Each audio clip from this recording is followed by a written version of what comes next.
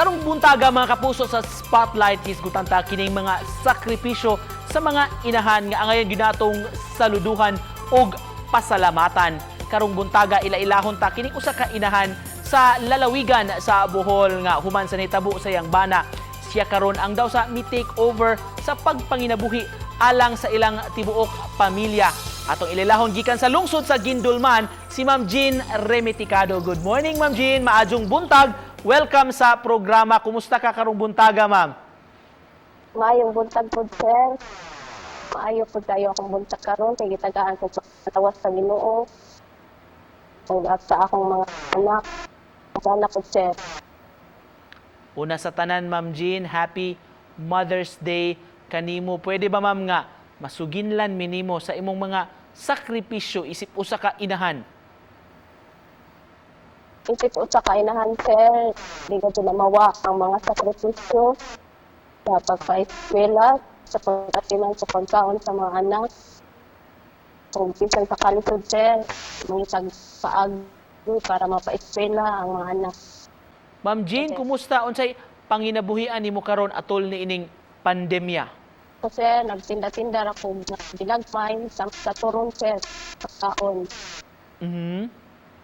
Unsa og kinsa, Ma'am Jean, ang imong inspirasyon aron mubangon matag buntag bisan pa man sa mga problema ni atong giatubang karon? Inspirasyon ako, sir, ang pamilya, pagkatiman sa kumpana, ang anak. O, mapasalamaton gyud sa Ginoo, sir,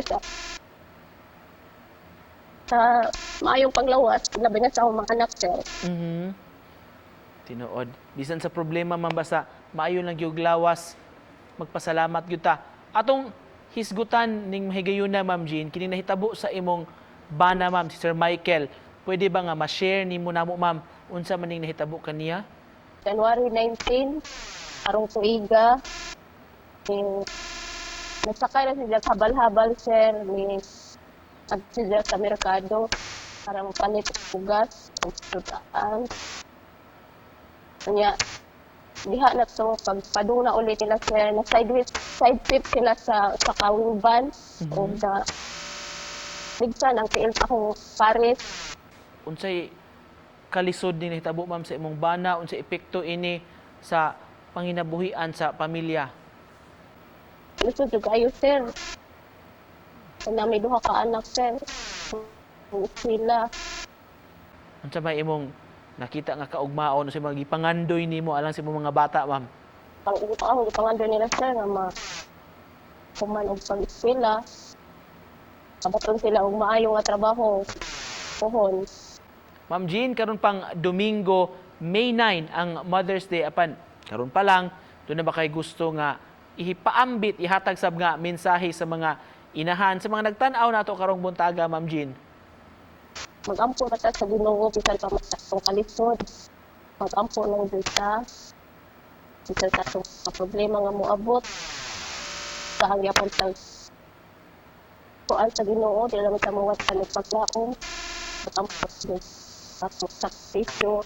Magbunga ra kini og maayo. Happy Mother's Day sa tanan.